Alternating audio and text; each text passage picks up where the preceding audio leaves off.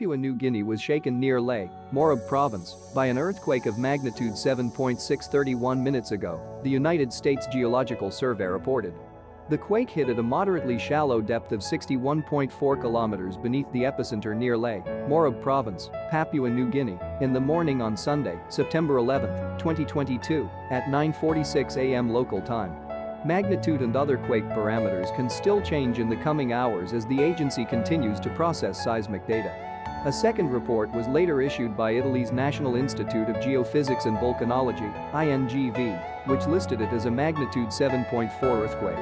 Other agencies reporting the same quake include Geoscience Australia, GeoAu, at magnitude 7.6, the German Research Center for Geosciences, GFZ, at magnitude 7.6, France's Réseau National de Surveillance Sismique, RéNaSS, at magnitude 7.1, the citizen-seismograph network of RaspberryShake at magnitude 7.6, and the European Mediterranean Seismological Center, EMSC, at magnitude 7.6. Everything you know is in your mind.